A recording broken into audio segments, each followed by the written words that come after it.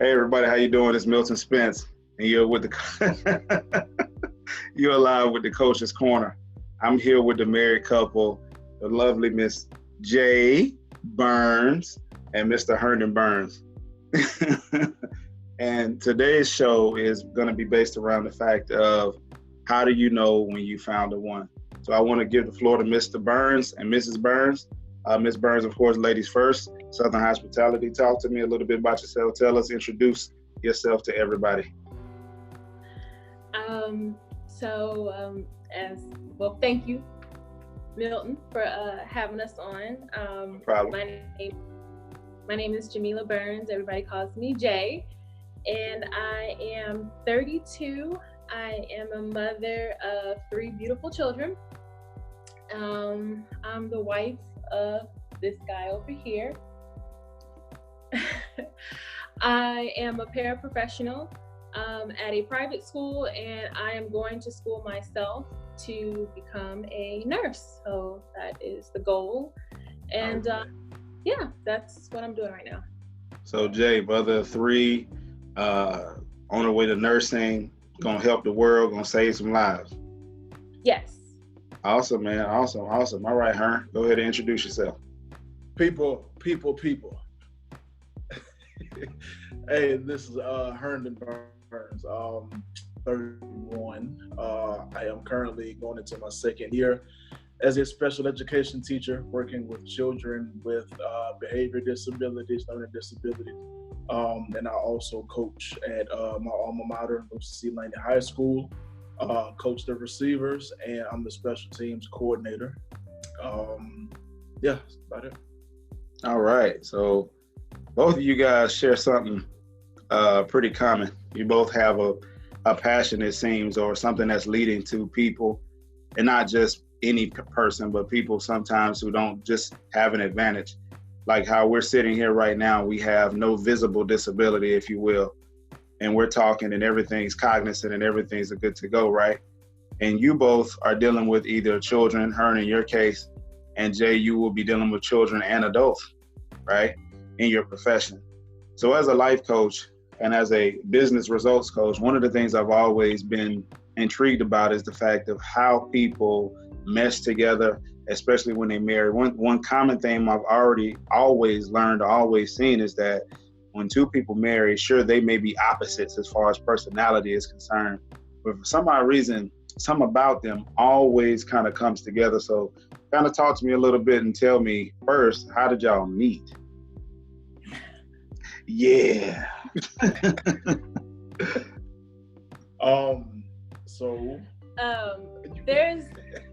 There's 2 sides to of this, course, or 2 versions. Okay. To this story. So I'll let.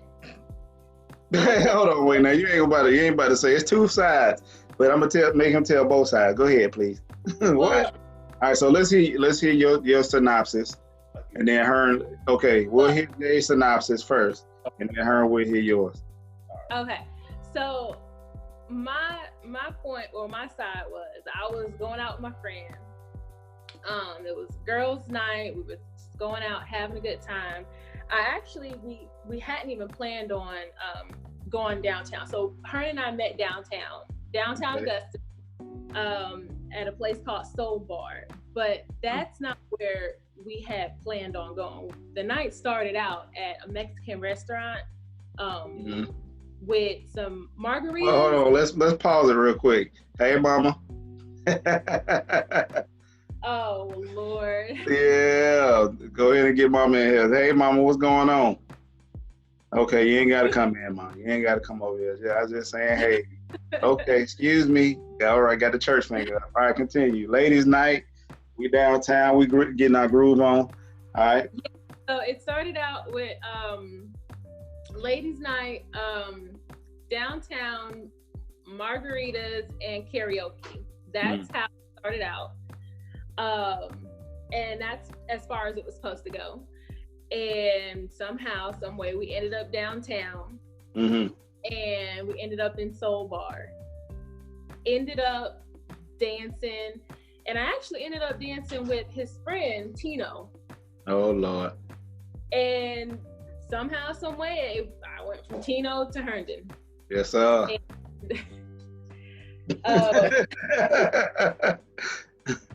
And he asked me for my number, and I gave him my phone number, and he called me the next day. So, yeah. Those margaritas were pretty strong. So that's the only reason you dancing with Herndon's, because the margarita? No, I mean, I do remember him, but the margaritas were pretty. So why'd you give him your number? Because he was cute. He was tall, and he was dark and handsome, and you know what, it was, to be honest with you, and I know it sounds like cliche, but it really was something about him, because typically I don't give out my real number. Typically I do like most females, we switch, a couple numbers, we switch the last two numbers, or we just give out a completely random fake number. Sure. But I gave him the real number, so. All right. Yeah. So he messed around and got the real digits. He got the real one, yes. Oh man, so it was something about him. What would you say that something was, if you could put it in words? I can't really tell you. It was just something about him. All right, Mama, good night. That was my mom, y'all. Yeah.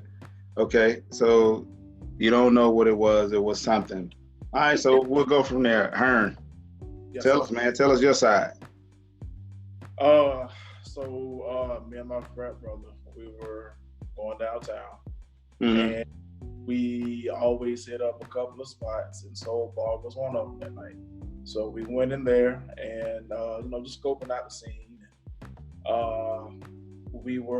It was packed in there that night, and so I told Tino, let me see.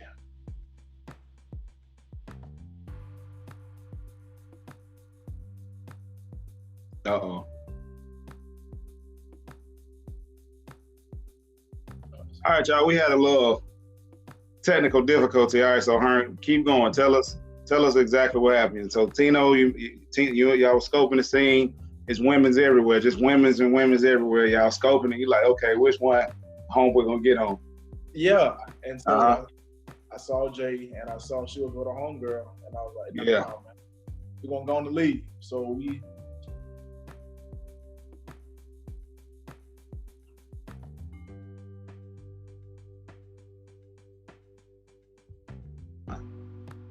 And we're back for the third time. All right, so Hearn, tell me one more time. You and Tino going through the scene, see all the ladies. Now what? All right, so I saw Jay, and I'm like, man, I'm gonna get her. And so me being me, the way I can be, I was like, no, man, we're gonna go on the lead. So we started walking down the sidewalk, and I was like, no, man, I'm gonna go get her. So we turned around and went back in the club. And I went up and I whispered something in her ear, and she said something back to me. I have no idea what I said, man.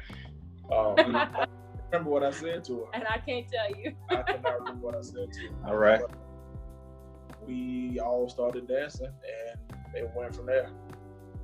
This was the time. At the time, I was working at Waffle House, and I was in my office, sitting on my stool, and I was like, "Man, I got her phone number." I said, let me go on and call her like 10:30 that morning. So I called her, and she answered on like the second ring.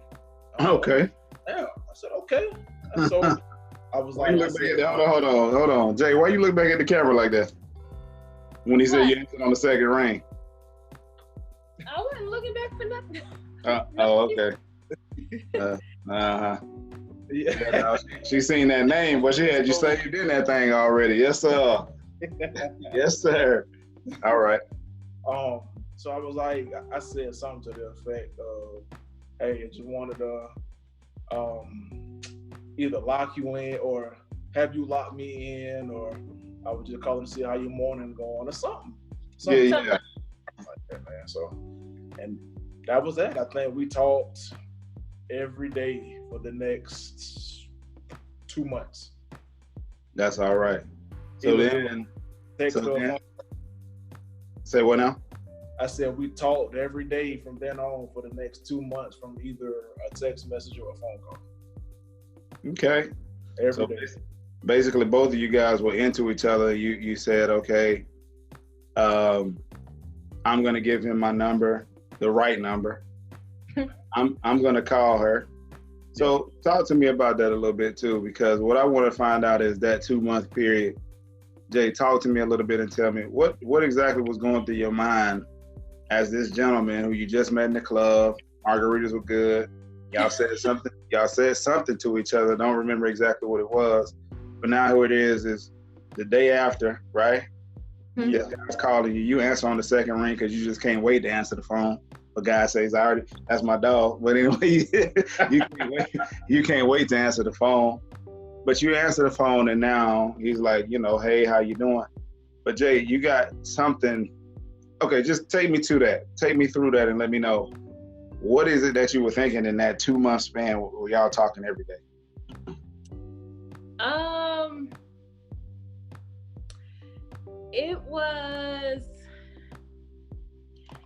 He seemed very genuine. I will say his conversation, like his phone conversation, it ain't there. I'll admit that. At all. I'll admit. Even now, to this day, I will rather talk to him through text message than phone conversation. So it wasn't really his phone conversation. It was text messages. It was just very genuine conversation. He's very intelligent, very intellectual.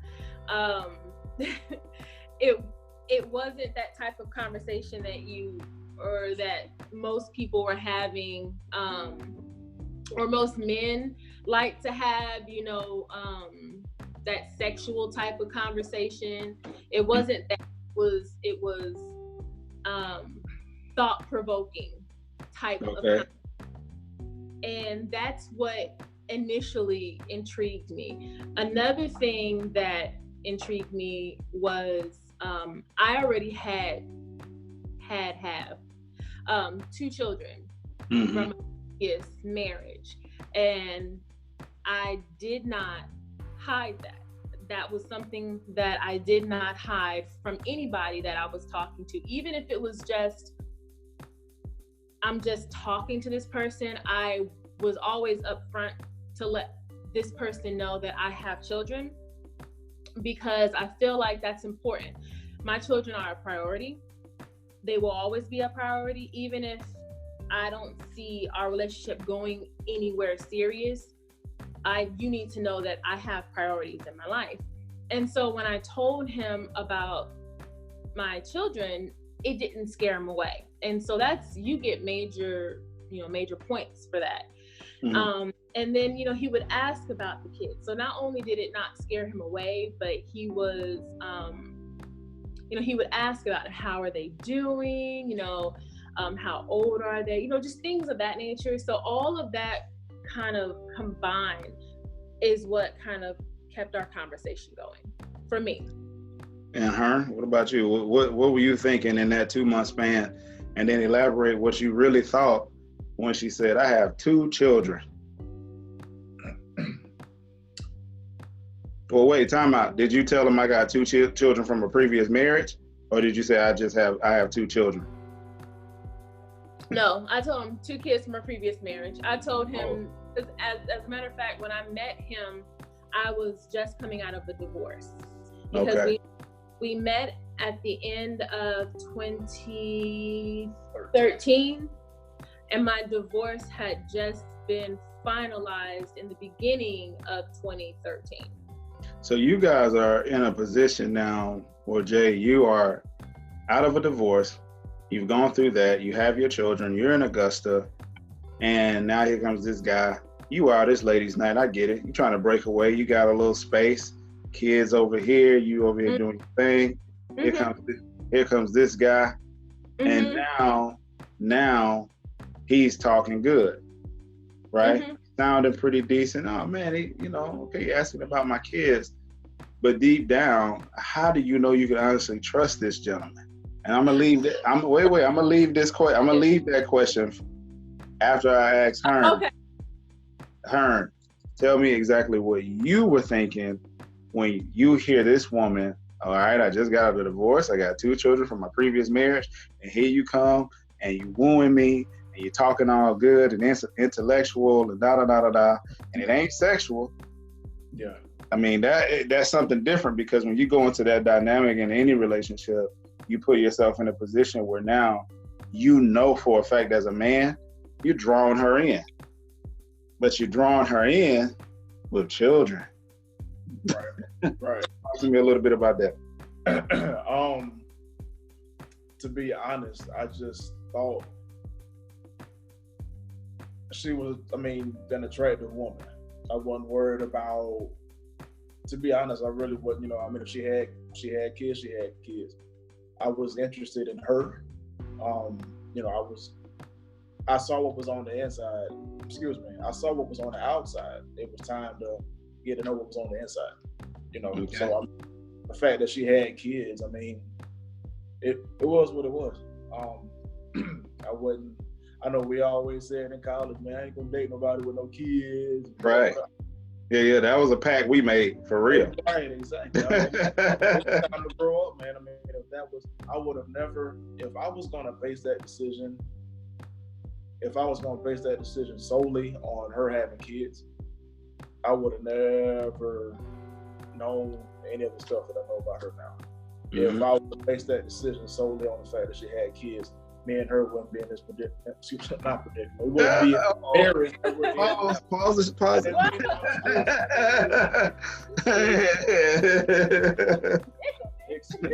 Predicament. Ooh. Wouldn't be. I wanted to know her. I wanted to know her children. Right. And I would ask, when are you going to introduce me to your kids? But it was in that state where, they were going to their father's house every other weekend. I know she wasn't too, what's the word I'm looking for? Mm-hmm. She wasn't in a hurry to have me meet the kids. Mm-hmm. She wasn't too quick to, hey, this is, this such and such. Because I could have been any old guy. I could have just been a one and done type guy. Yep. And I know she didn't want to just introduce her kids to somebody that wasn't going to be in her life for a long time, for a long period of time. So, so Jay, here you are. For a fact you're not going to be keen on introducing this guy to your children. So that's why I asked you earlier. How did you know, or how much did you know that you could actually trust Herndon? So initially, as you said, I was just coming out of a marriage. So I was just, trying to have a good time. I was looking for fun. I was looking for a friend. I wasn't looking for anything serious. I told him I had kids just out of respect, but also just to let him know that I wasn't going to be available 24/7. My time was going to be occupied. Hey, just let you know, I ain't going to be, don't be trying to call me at 2 o'clock in the morning, talking about, hey, what's up? Because that's just not going, that ain't going to be what's happening. That type of thing. And so that was the main reason. It wasn't for a trust factor. I didn't necessarily go into the relationship thinking, okay, is this going to be the one? That was the furthest thing from my mind. I was not looking for another relationship. But as time progressed, I think what did it was like 5 months before you met the kids? Something like that. I think it was about 5 months. Okay, so when you first met the children, matter of fact, what was the first meeting like? What was that like? Chuck E. Cheese. We were at Chuck E. Cheese. They were at a birthday party at Chuck E. Cheese, and I was either off work or headed to. No, I was off. He was off. I was off work, and she was like, "Hey, we're at Chuck E. Cheese. We're at Chuck E. Cheese. Did you want to come by?" It wasn't even planned. So it wasn't a planned thing. It was like, hey, we're at Chuck E. Cheese. I know you're off. If you're available, did you want to come and meet the kids? So he didn't even know that it was something I didn't even know. As a matter of fact, it wasn't something that I was like thinking about. It was just kind of like a spur of the moment thing. So what made you jump to that spur of the moment? What made you like? 'Cause that's where I'm listening, and I'm like, okay, I know I was raised by a single parent, and I know my mother was with us as far as protection. How is it that you knew that you could trust them? I mean, because truly, for a man to step in, another man besides their father, to come and meet children from experience, it takes some type of trust. I mean, would you say? I mean, yeah. But how did you know that you could trust Herndon? Like, what is it about him that you knew, like, okay, it's cool if he meets my kids after 5 months? I think it was just something about who he is. I mean, I can't really say something specifically, but I think it was just, I mean, at that point in time, you know, we had been, you know, seeing each other for that length of time. So I knew that I could personally trust him myself. And in that time, he had, you know, continued to ask about the kids. He had talked to the kids on the phone, like he had talked to them a couple of times on the phone. Did we do video chat? I don't know if we had. We might have. I think we might have done some Facebook, you know, where I might have been Facebooking him or something like that. And the kids might have seen him or something like that. And it was just, I can't really put my finger on it, but it was just, I think I was talking to him at that time and he had asked about them. And it was something about the fact that he continued to show a level of care towards these kids that weren't his, that let me know, okay, you know, maybe I could trust him a little bit. Yeah. You know, I think he has a good interest. Sure. A good interest, yeah.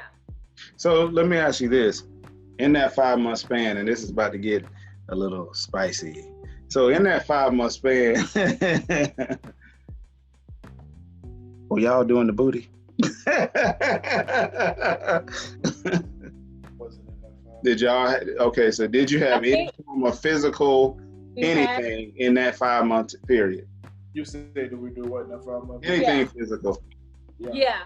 But so hold on, wait. So in that 5 month span, there was some physicality. Yes or no? Yeah. All right. So yes. So there was physicality. So he's asking about my children. We've been physical. Now today, I know for a fact I'm ready for him to physically meet my children, because as a lady, if I'm understanding anything about women, once you let a man into that realm, the physical side, now it's almost as if you can kind of let him into the most sacred pieces. And if you have children from your physical self, those pieces are alive. They're your seeds, running around, jumping around, screaming, sometimes getting on your nerves, making you want to pull your hair out, but they're yours, right? Mm-hmm. And you love them and cherish them. So here comes this guy, and now you're at Chuck E. Cheese, and I can almost picture, like, you know what? Today would be a good day for him to meet the kids, because you get the chance to see them in their natural element. You get a chance to test her and see, can he handle these kids when they're on full tilt, full of pizza, sugar, everything. I mean, they run around, and knowing for a fact, and just because I have children in that setting, you might, hey, come over here and meet such and such. They look at them, throw the deuces, and they go back to doing what they gotta do. So it's kind of like trying to see how he would be in that atmosphere. I think instinctively, or maybe you don't see it that way, but from what I can hear, it's like you pulled him into that situation because you knew if he could pass this test of mine, then maybe, just maybe, I might let him go a little further. Does that sound about right? Is that what it was? I never looked at it that way, but Okay. but possibly, maybe. I don't know. I never looked at it that way. Okay, maybe I'm looking too deep into it because in my head, I'm looking at it. I'm looking at it as a test. Yeah. And he happened to call, and you was off, and I was like, "Hey," but I don't know. Maybe somewhere inside, I was like, "Hey." Maybe I did all that. I mean, because by instinct, we naturally protect our children. And so if I'm in a situation where, number one, I'm in public, I know I can meet this person here. He's not coming to my house to meet my kids. He's meeting that part was it definitely wasn't going to happen at the house. I did want it to happen in a public setting. Right. I did want it. My friend was there, and it was my friend and her child was there. So I had other people around. That all of that did happen. Mm-hmm. Yeah, I definitely didn't want it to be at the house. But so, Hearn, you got invited to Chuck E. Cheese, and now you headed there. What's going through that head, man? I was nervous. Honestly, I was. Knowing I'm about to meet the kids for the first time.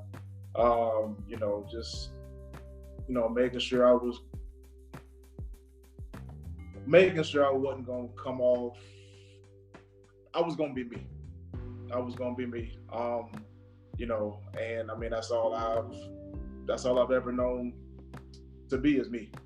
So I mean I'll go in there and be my goofy self and go play in there, go run around on the rides and the games and stuff with them, man. And hopefully they like me. Hopefully they like you. Yeah. So then you get there, you pull up, park your whip. Yeah. I don't know, maybe we talked, I can't remember. But you get there. We might have. But you get there now, you're in there and you meet her children. Right? Yeah. What was it like? They coming up to you because she come on over here, meet your new daddy. Her friend was sitting over there, and it was pizza on the table, and she was trying to round the kids up. Hey, Keely, Jeremiah, y'all come over here and meet somebody. And so they run up, got tokens falling out their jeans and juice on their shirts and stuff. And so, hey, this is her. I said, hey to her.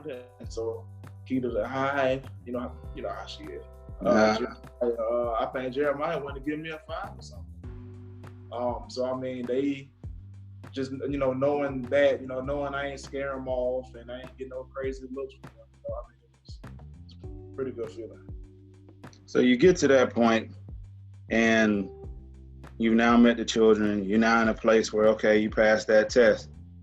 Rather, any lady will tell you now. My mom told me something very clear. She said, if you're a single parent, meet a man, you test him at every step just to make sure he's that guy. Because sometimes we may think or know somebody's the one and we resist it in certain ways. We don't look at it as if we're resisting it, but sometimes we do it because we're like, okay, I'm protecting myself and protecting my kids. Right. It sounds like from the both of you guys, sure, you met just like any other man and woman meet, like, ooh, wee, man, she look good. Okay, he kind of cute. I give him the digits. Then we start talking, we see what happens. But in the midst of a conversation or any relationship, what I've noticed in just consulting and counseling people in relationships is that there's always some type of flow to the conversation between the two that lets them know, like, this could be a good match, right? This could be it. Like Jay was saying, it was intellectual. He wasn't trying to be sexual. Although we did get busy within 5 months, so I thought it was pretty sexy that he was so intellectual. I mean, I'm just keeping 1,000. And then on the other end, it was already a physical attraction from the beginning. So it's human nature to act on that, right? But it's also one of those things that you have to kind of exercise self-control and say, all right, when do I act on that? I mean, you know what I'm saying? So, all right, so that scenario, so you meet the children, now you meet the kids. What I need to know is at what moment did you both know this is it? This is the one. This is the guy. This is the girl right here. This is it right here. Because you've already passed all the hard stuff. You did the hard stuff. You met them. They didn't get scared. I think maybe the harder things is actually spending time with them alone. But Okay.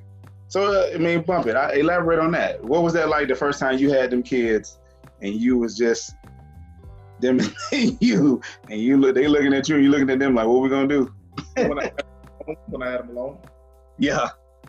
If I'm thinking correctly, I was in my apartment. Jay had to work. I got off work, went to her apartment, met them off the bus, put them in the car, took them to my apartment. How far along was this in a relationship? Because by this time y'all together, because obviously you picking up children. I hope. Right. Couple years. Oh, well, we need to back up. We need to back up. You need to back up. All right. So you, when did y'all get together? Because at this point you done met the children. When did y'all? That's real tricky to pinpoint the exact date. So y'all just woke up one day. You know what? We already doing. We already in this. We might as well just go ahead and just stop playing. Well, I mean, there was a point where we broke up or we stopped talking. Mm-hmm. Yeah. What brought you back together? Me waking up and realizing that I needed to stop. I needed to stop playing. Face was tripping. Face was funny. I mean, I woke up and realized I needed to stop playing around, or I'm gonna let a good woman get away from me. Honestly. Okay. I mean, and that's what it boiled down to. You know, just me being afraid, and then honestly, just not having all of the playing and stuff out of my system, I guess. Jay, what made you say, come on back in? What made you welcome them back in? Because now you welcome them back into you and your children's lives. I prayed. I prayed about it because I honestly I wasn't going to.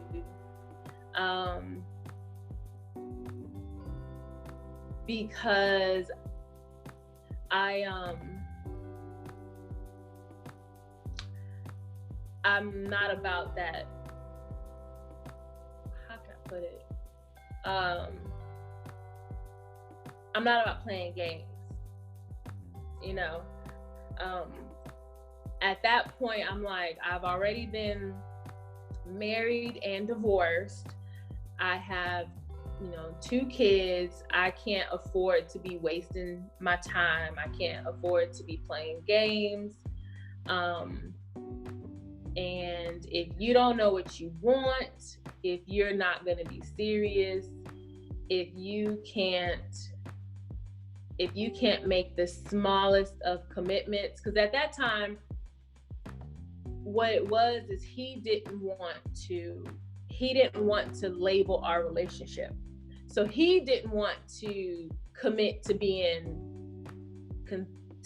a boyfriend and girlfriend. He just wanted to say we were talking. And I was like, no. Right.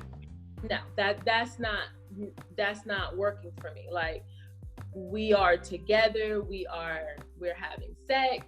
I'm exclusively with you, you're exclusively with me, you've met my children, we're always together, but you don't want to say that we are together. And that just doesn't work for me.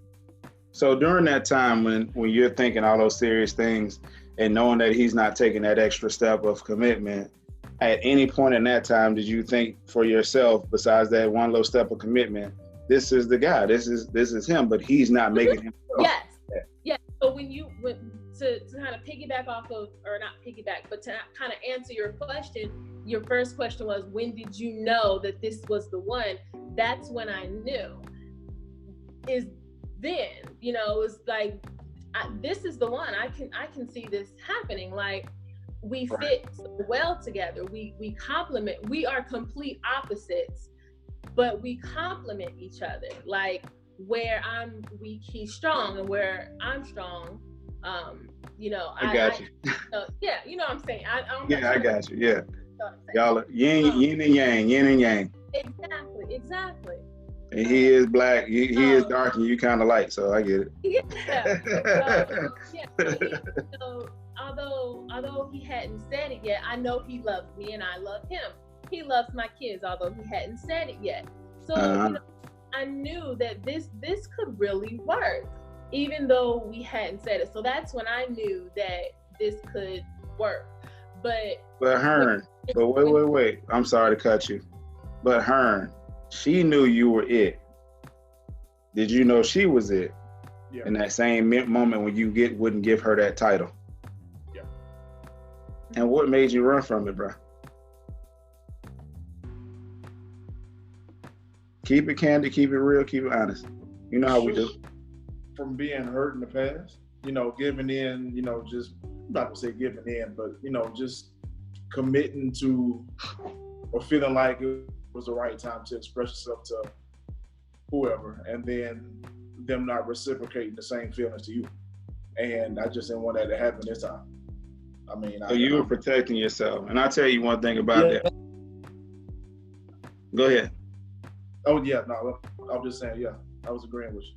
Oh, okay. So I'll tell you one thing about that. One thing I've learned about protection, it is one of those things that if you build a wall around yourself to keep people out, you also build a wall around yourself and you keep yourself locked in. I've learned one thing about love. When you love your kids and when you love anybody, period, that means you're opening yourself up and you understand, or you should understand, that you can be hurt or you will be disappointed. So when it comes down to loving somebody, you have to love them regardless. There can't be a condition on it. It has to be, I love you because I love you. I don't love you because you smell good. That means there's a condition. That means the first time they smell bad, I don't love you anymore because of the fact it was conditional. No, you love that person because you love them. And if you know you love somebody, that is the time when you should definitely tell them, because put it like this. I'm sitting on this computer screen right now. I could topple over and die right here as we're sitting here doing this. That's your last time seeing me. Me and her are been tight down like 4 flats for a long time. I don't know everything about this story, right? I know the most important pieces, but I really wanted to draw out, and that's why I asked you guys to come on, because I wanted to draw out when you knew that he's it, she's it. But most of us know that about each other, but just like y'all, one person most of the time is like, well, I'm waiting on him to say it, or vice versa sometimes, to be honest. Because sometimes the male could say it first and the female is, well, wait, and sometimes vice versa. My thing is, as somebody who sits here and I talk to people in relationships and I have given relationship advice and I got my own relationship, I'm married myself, I always wonder because even put it like this, with my wife, I was the same way, right? I literally met her, talked, and just kind of hit it off with her. And I was kind of like, who is this? I'm shocked that I'm hitting it off with this girl, number one, because at that time I was dating a bunch of women. And then here I go, but I'm really hitting it off with her and she's standing out. So I drop all the other women and talk to her. But then I know what I feel for her, but there's no way in double hockey sticks that I'm about to say it because I think she's going to take that for granted. That's the most vulnerable piece of myself to give to a woman, is to let a woman know, hey man, I'm a man and this is how I really feel, right? But Jay, like some women and most women should be, said, look, either you're going to come correct or just don't come at all. Yeah. Because I don't have time. I've already been through that spectrum. See, the difference is with Jay and with some women and women who may watch this, Jay had been through a marriage, had already committed herself to a man, and it, quote unquote, in societal terms, failed. So she had felt defeat. So she knew what defeat tastes like. Her and you play ball all your life. You've been in important moments or games. You know what defeat tastes like, but you have no idea what that defeat would taste like from a woman that you're married to. That's a different level of defeat. because you'll play another football game, but you don't just jump in another marriage. Right. So for her, going back and coming to today, for Jay, the best way you can show her that you love her is say, look, you never have to taste that defeat again. You'll never have to go back to that. And Jay, the best way for you is to show her, look, I'm not worried about taking that defeat with you. You see what I'm saying? So everybody's on even playing field, that nobody is holding back in the marriage. The marriage is beautiful. It's 100% right, open and free. I'm going to give you my love. You give me your love, and everybody be filled up. I think what happens too is sometimes from the courting stage, right, to the marriage, sometimes we may still remember, well, he was playing games, and if he shows something, any sign of that, you might tie him to it. And her on the other side, you might have been like, well, dang, I almost lost it before. So sometimes you might start to overcompensate in your marriage. I tell you one thing, if y'all knew at one moment that y'all were it, or the one for each other, right? There's no better moment than that. That moment should live with you forever. The moment you knew, like, this is it, that moment should live on forever right here. So anytime there's any type of, right, because we know that happens in marriage. We knock heads. That's when you should be like, okay, I still know he's it, regardless of the fact we knocked heads. You know what I'm saying? The way I put it like this, a baby, and y'all just had a baby, I got a baby, right? When they were starting to walk, Jamila or Jay, sorry, I'll just say Jay. Jay, when your babies, you watch your babies grow, when they were starting to walk, they would topple over, fall down, bust their butt. Sometimes they hit their head. But what would every kid do if you don't rush to them and coddle them? They just stand right back up. They might scream, they might holler, but they stand up, because it is innate for a human being to, if they fall, to only rise. What we do emotionally is we fall and we have to make a choice, whether we're gonna stand back up or we're gonna continue to lay down. Her prime example, football, what the coach say when you land on the grass? Get up, you killing my grass. That's right. You all right, get your blankety blank up. I hate all y'all, Coach White. I hate all y'all. So the fact is, when as I'm listening to y'all's story as far as to this point, because I ain't done, but up to this point, what I heard and what I hear is, oh, we knew, but man, we let too much time pass by before we just made that step. What do you guys think about that? I don't know. Do you think you let too much time pass by? Because you're here now, obviously, you have arrived. So, right, y'all are married, that's good. But in that moment, just going in retrospect, you can't change it, but do you think you let too much time pass by? I mean, I feel like it was unnecessary time. Necessary? But it was unnecessary. Okay. So yeah, you agree. You be saying all kinds of stuff around. You be like, I think it was necessary. But so I'm messing with you. Too much time. I mean, that implies like it was like it wasn't years. It was like what, 4 months? It was about 4 months, 4 or 5 month break. So let me put that in perspective. When I say too much time for me, if I know something, right? All it takes is faith. Marriage is a faith leap, literally. As you dive in and you like, oh Lord, you know what I mean? Yeah. The wedding day is beautiful, but when you say I do, and everything you done signed off on this and that and all that court document stuff, you like, man, because now you got to go home. You smiling, high-fiving, everything beautiful, we dancing. Then you got to go home. And everybody out your life, you opening gifts. It's cool for the first month, but then reality set in. Okay? Yeah. Think about this. Think about it. The moment you knew she was it, that was the time to say it. If you let a minute pass by, do you know what can happen in a matter of a split second to anybody's life? It can be gone.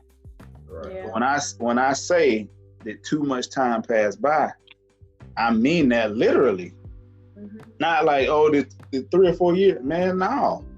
Your next minute ain't guaranteed. So for me, too much time is, put it like this, for this business that I started, the moment I got the name in my head, the logo in my head, the colors, everything in my head, I created the business within 2 weeks. And I had a whole business created, legal documentation, everything, because I knew if I continue to let this pass, I'm wasting time. Yeah. So, all right, sorry. But so in my opinion, y'all wasted time. And I told him that on a personal level. I was like, you wasting time. You need to go ahead and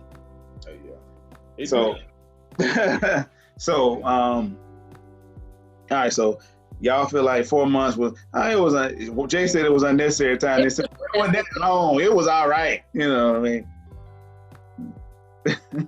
It was unnecessary. Okay. Yeah. So, okay, now Hearn is back. He's made his way back. I'm hoping he has expressed himself. The kids have, obviously, more than likely, kids are resilient, so they received him with open arms. I remember distinctly they calling him Heroin and not Herndon for ages. Hey, Heroin? Heroin? Who is that? Curtis Mayfield over there, the pusher man. The Heroin. Yeah. So I remember that distinctly. But one thing that I wanted to ask y'all was this. When it came down to him coming back in, what made you know that this time he wasn't going anywhere? I feel like it was a leap of faith, but it was faith that I was trusting in God. I felt like I said before, I prayed on it, and I really did. I prayed hard on this thing, and I felt like I was being led by the Lord in my I guess choice, if you will. So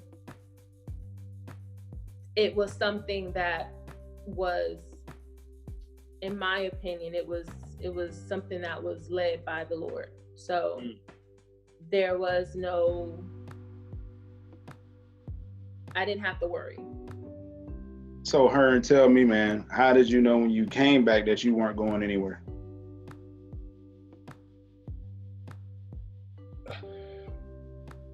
I actually sitting down and praying myself. Like I said, all of the entertaining other people, all of that started to fall by the wayside.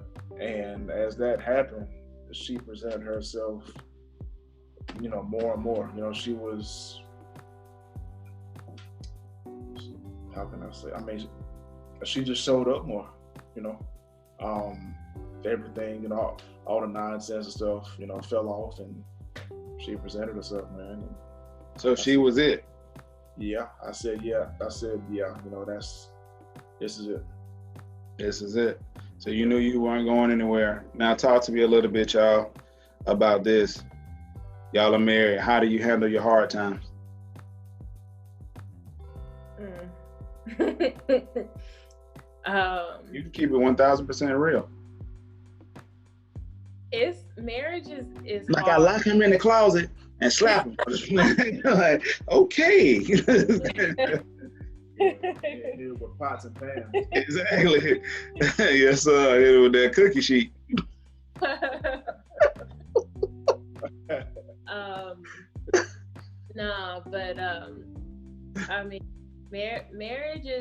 Marriage is hard.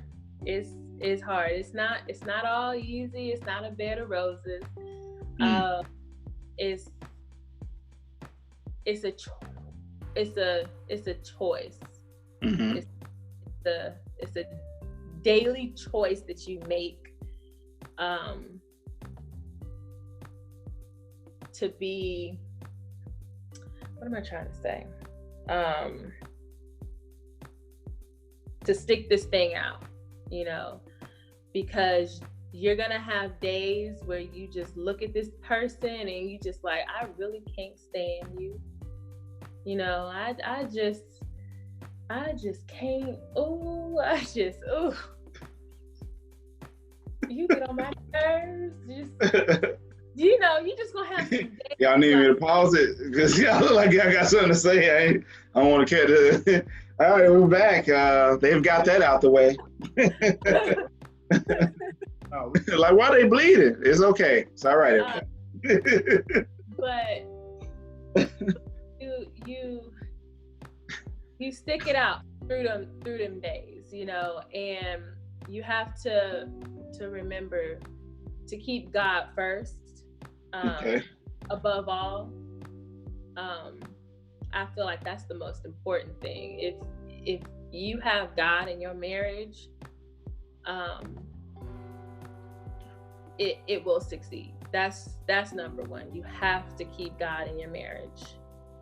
So what's some things that what is some, and Hearn, I'm gonna direct this one to you. What is some things that you would say to men out here who are married? And, you know, obviously Jay is the one, she's the talker between the two of you guys. But what would you say as a man, how do you handle issues in the household? I mean, you got your wife there, man, and you know you can't just go give her the silent treatment because that don't work with women. That work with us, but that don't work with them. But how can you really, what advice could you give to the brothers out here to let them know like how to handle the issues? Communication. I believe I've come a long way. You know, knowing, like you said, I mean, I'm not the talker, but when I need to say something and get something off my chest, I do it. Open line of communication. It's got to be there. You know, that way, you know what the other person, you're saying what you need to say, and vice versa.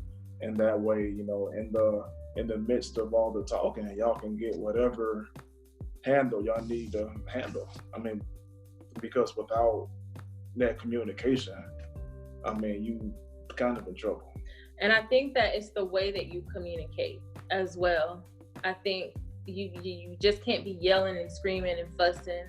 I think it has to be a respectable way of communicating. I think that you have to let your spouse know that his or her feelings are valid. Mm-hmm. If you don't think or you don't feel like you don't feel the same way that they feel, you have to let them know that you respect their feelings and that their feelings are valid, and you know that you understand. You know, try to put yourself in their shoes, in their position, and try to come from a place of understanding when you're responding to whatever it is that you're responding to. I think that I try to do that a lot with him. Like when we're having an argument or a conversation or whatever, I may not feel the way that he feels, but I try to put myself in his shoes and I try to respond or come from a place of understanding where he is. And I think that's very important to be understanding. I think one of the major things that both of you guys said, and Hearn said communication and Jay said comprehension in totality, in a single word. He said communication, Jay said you got to comprehend. In order to speak from a place of understanding, that means you have to comprehend exactly what's coming from that person. You have to be able to know, okay, he's saying this and this and this. This is what he's truly saying from deep down inside. And I think in order to be able to understand that from a person, you also have to have relationship with that person. I think we say communication because of the fact in a marriage, we say we want to have an open line of communication, right? Verbally. But I'll tell you one thing, majority of communication is nonverbal. So it's all in the body language. It's all in your posture. It's all in how you look at the person, or how you're just everything literally that has nothing to do with your words, because you can literally say, I love you, right? Mm-hmm. But she can look at you and be like, what's wrong with you? just because she saw something here. So you told her, I love you, but she saw something else. So she knows. It's all nonverbal. And I think personally, what we have to do in our relationships, in our marriages, is to get better at understanding people without them speaking. It's not that you won't speak, but I think we have to get in a habit of paying attention to our partner, because we all are going to continue to evolve and grow. And as you grow in your marriage is supposed to grow along with it. If you're this way year one, it's not that you're not supposed to grow as far as mature, but Jay's whole spectrum on everything could change, especially if she goes into nursing and starts to see different things or experience different things or have different situations that change her mindset. We have to stay in touch with each other as husband and wife to be able to understand, where's he at now with his thinking? Where's she at now with her thinking? Because at the moment, her can be very quiet, but then somewhere down the line, it can flip. Jay's more quiet, her's more talkative. Everybody's like, what's going on? But just as long as y'all stay in touch or in tune, you'll know, oh, this is normal. This is how we are now. I've gotten more voiceful. She's gotten a little bit more quiet. She's gotten a little bit more introspective. Because if you get into your marriage or any marriage and you guys have this feeling or thought that I'm just going to be who I am and I ain't changing for nobody, it has already failed. You have already failed. You have to evolve. You literally have to mesh into one being in order to survive. And it's not just survival. So I want to ask you guys, not just how you handle the problems, but how do you embrace the good times? How do you embrace the little things with each other? How do we embrace it? Man,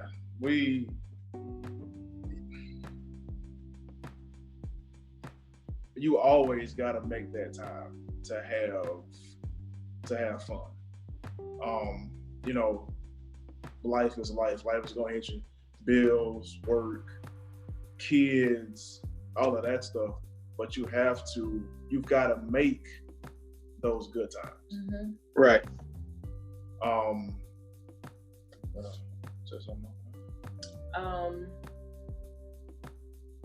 I mean, I feel what he just said. I mean, at this stage in our lives, we're just so busy. You know, we both work. We have 3 kids. Like you said, we have bills, and we have to take the time. We have to make the time for ourselves to be able to go out and to do things for ourselves, to have our regular date nights and to be able to do things for ourselves individually. And then also just to do stuff family-wise. And so, it has to be intentional. Because I feel like you can get lost in the monotony of just life, just the everyday drum of life. Mm-hmm. You just lost in it if you are not careful. Mm-hmm. And like I said, like intentional with what you're doing. So you have to be intentional in your marriage. You have to make an effort with each other all the time. You make that choice every day to love each other, to be with each other, to stick it out. And the way you embrace your good times is that you truly just embrace them. The reason I asked that question like that is because I was wondering how y'all were going to answer that, and both of y'all kind of had the same look, like, we just embrace it, duh. You just embrace it.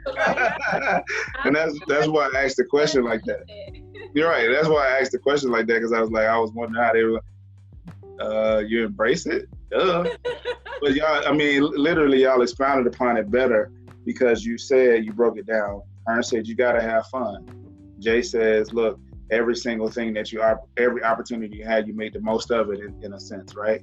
So every little moment that you can take with either that means each other or whatever, but that also goes to show that polar opposite. Hearn said fun, Jay said every opportunity. So she's different in the sense where Hearn might say, well, we got to have fun. But what is fun to Hearn, right? Popping smoke, playing the game, going out, wrestling, anything. What's fun to him? But then to her, it could be, well, let's make an opportunity out of this. All right, so you like to watch wrestling. How about I watch it with you? Maybe. I don't know. But I think that's the beautiful dynamic of marriage, is to say, baby, look, I got my definition of stuff, how I like to get down. You got your definition. How do we do this? And some things you have to do like this. There's one. He's got to be by himself and vice versa. There's things I don't like to do, but sometimes I will do just to do this. Right? And sometimes I say, no, you just go by yourself. Because you have, I put it like this, you're still a person. You were Jay before you met Hearn, and Hearn, you were Hearn before you met Jay. So you're still yourself.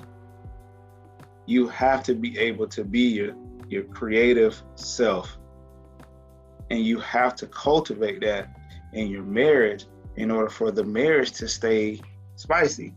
Because if not, you just got a boring marriage. You say, oh yeah, we've been married for 20 years and, raising these kids. And then when the kids go off, where's your identity? It's with the children. So they leave, and then y'all leave with the children. So, that's my little tidbit. But either way, all right, y'all. So I wanted to just play a little game, surprise. So I want to play a little game. I'll ask y'all some questions. Oh, Lord. I'm going to see how well y'all know each other.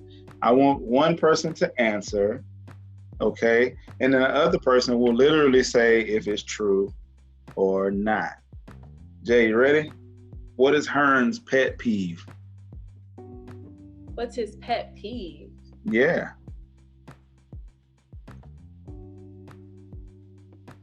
Do you have a pet peeve? I got a couple. What is his largest pet peeve?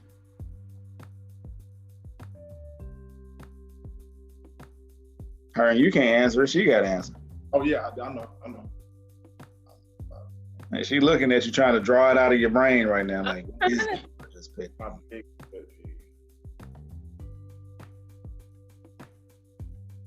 He shrugged his shoulders like he don't even really know. What is your pet peeve? I don't know. Try. What is something that you see that get on his nerves the most?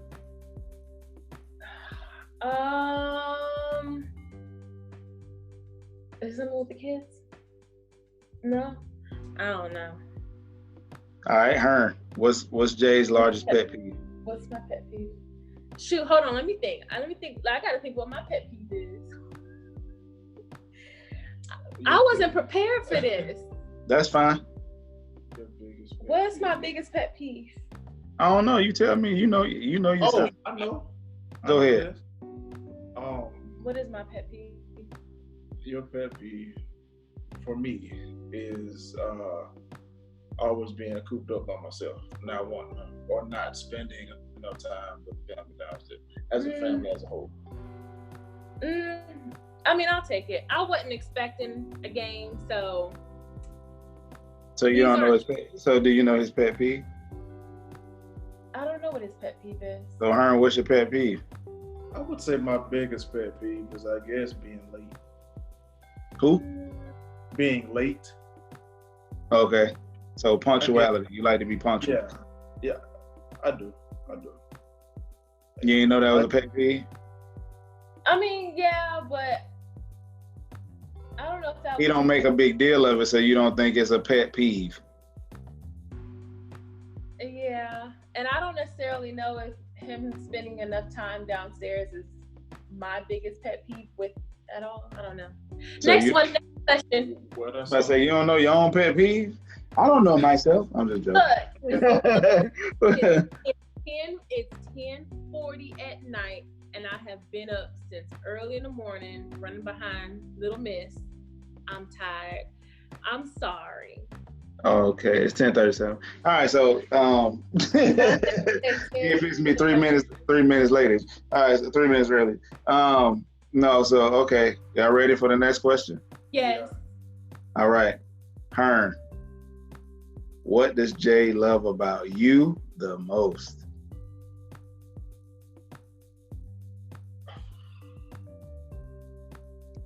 Are we talking about like a physical? It don't matter. I said, what does she love about you? It don't matter. Okay, well, we'll just for the sake of thing, we'll just talk about our physical. What do I love about you physically? Physically? Mm-hmm.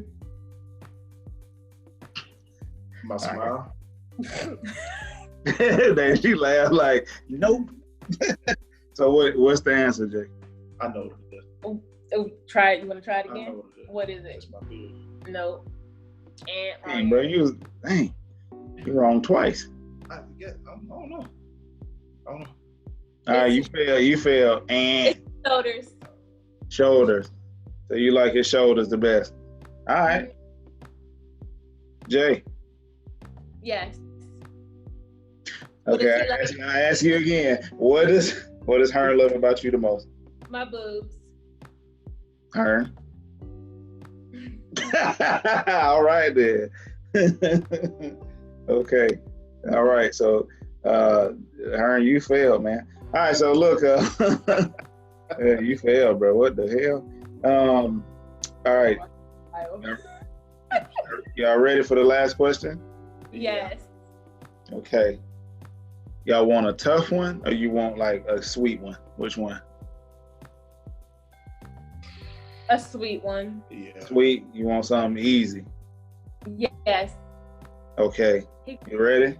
Jay, you ready? Yeah. All right. What was Hearn's nickname growing up?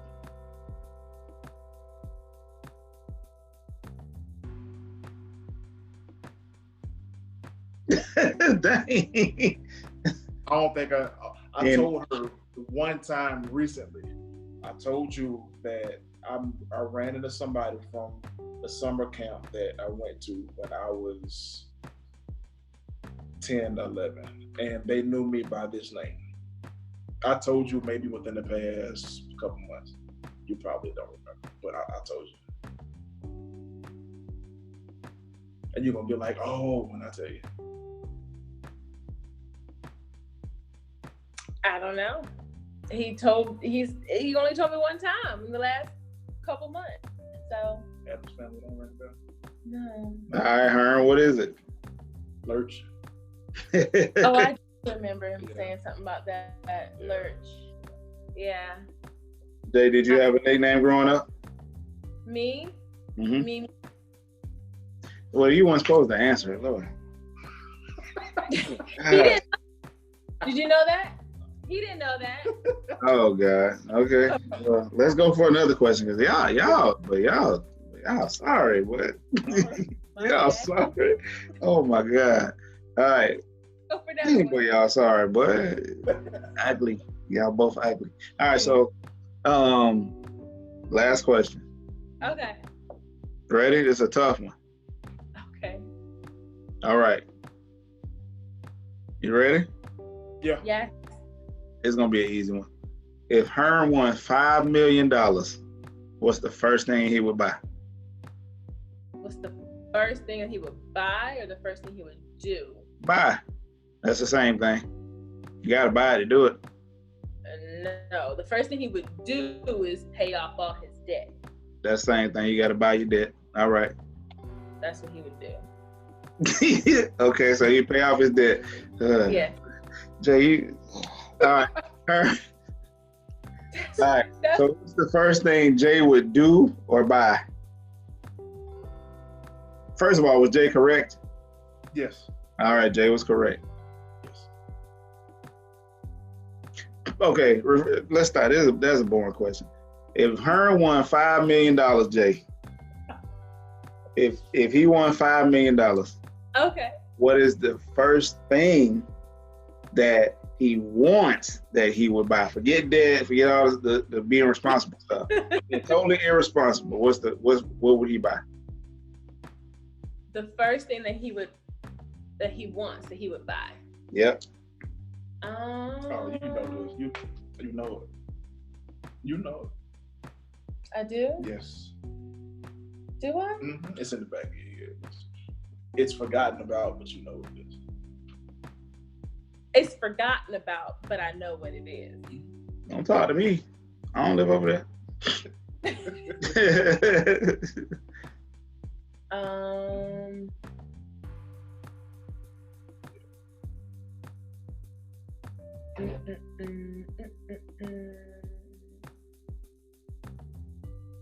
Is it I don't know, is it like a boat or a house or something? Nobody ever talked about a boat. You never. It's like a boat or house or what? All right, man. All right, answer her question, please. But what in the world? What is it? Whatever year that I won the money, I wanted that year's Dodge Charger. You've never talked about that. I've never talked about a Dodge Charger. You've never talked about getting that year's Dodge Charger. Yeah. All right, so let's put it on her now. Look, man, after we done play this game, y'all got a lot of talking to do. So look, okay, God Almighty, that's what the game does. It actually brings out exactly what we don't know. Cause I'm looking at y'all like, well, you don't know nothing. That's what you would, with $5 million you would buy. The first thing he wants that he would buy is a Dodge Charger. You know they got a Dodge Charger Demon out there, but that thing, but what? I'm all black rims, black interior. I want Charger? Yes. Well, now you know the answer. Yep. Jay. Yes. Excuse me, Hearn. Yo. In reverse. What would Jay, what she wants, no responsibility. She got $5 million. What would she purchase?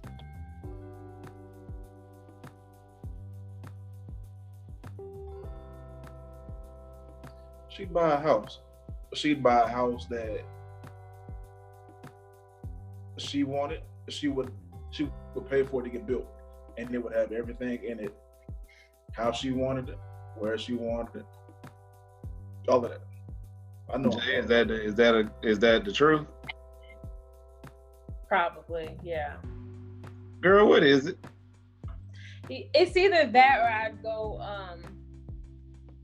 go traveling. But yeah. So which one over priority?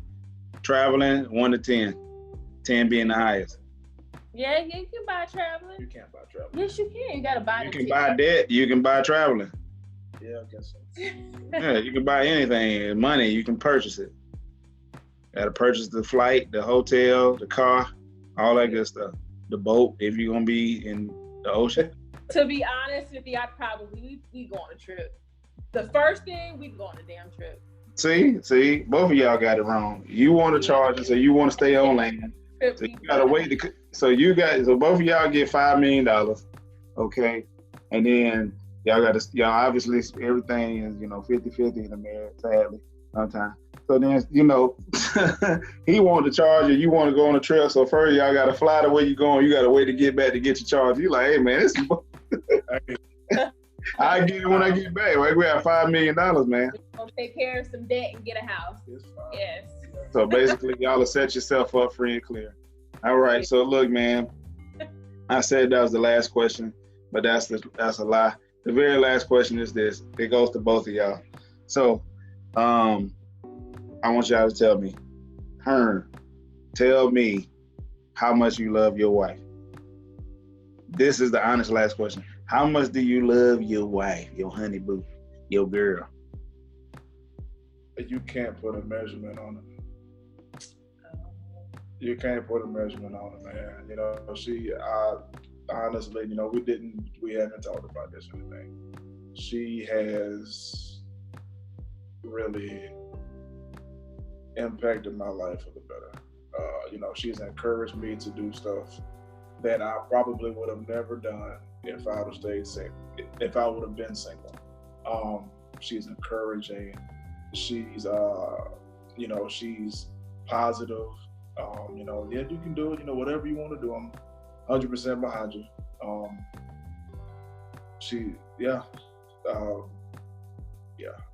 There ain't no words to describe it. I can't describe it. All right, Jay. I'd say about the same. You gotta go with your own. From you. but yeah, I'd say it's absolutely incredible.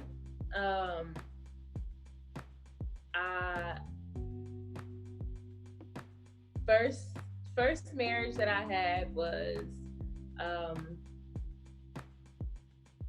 it was terrible. And he has shown me what true love is. He's shown me what unconditional love is. He shows me, despite all, faults and flaws, because I'm not perfect, no one is, but despite it all, he's there and he loves me, and I love him for it. And it takes a real strong man to step into the shoes that he stepped into, because I feel like I don't feel like I was damaged goods, but that the marriage prior to did a number on me. And as you said before, when you're in a bad marriage, you guard your heart. I had like a wall around my heart, if you will, to make sure I didn't get hurt before. And it takes a real strong man to step into the shoes that he stepped into. So I love him. It's immeasurable, for sure. Oh, that's awesome, man. That is awesome. I hope that everybody takes away from this that when you love someone, there is no measure to it. It is that you love them and you love them unconditionally. I want to thank y'all both for taking the time, even though it's late in the evening that Miss J had to remind me. I definitely appreciate y'all taking the time to be on the Coach's Corner. And lastly, but not leastly, man, thank y'all for the love, and I appreciate it for y'all being like a family to me. And thank y'all for, just being good and good to each other. I personally have seen both of y'all, in a sense, grow from a distance. I listen to Hearn. Obviously, I don't know every single thing. I'm not supposed to. But the things that I do know, man, I've only seen a very positive and good relationship. And I've seen the growing pains. We both have had them. So we talk. So we've had our growing pains, but the fact is they're growing pains. They're not stagnant pains, and we just sitting around complaining and whining and, no. We figure out how we're gonna grow, how we're gonna help our wives and lead them to a different place, and be that support system for each other that men need. And I would suggest that every man have that, every woman have that accountability partner, anybody that can help them, give not just a positive word, but somebody that can help them have a outlook on life that is different than theirs, that's going to lead them to a positive way in their marriage. Don't have those people around you who are going to bring your marriage down, and don't allow people in your household who will bring your marriage down, because if you talk about God, it says what God put together, let no man put asunder. So that means not even you should put that asunder. All right? So y'all keep loving each other, man. Keep doing y'all thing, and hopefully we'll see about 3 more kids come out there. I'm just playing. No.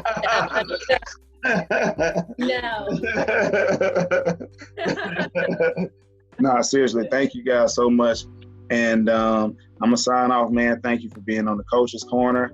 I'm Milton Spence, your host, your life coach, and I'm here with Jay, Jamila Burns, Mr. Herndon Rodriguez. Burns.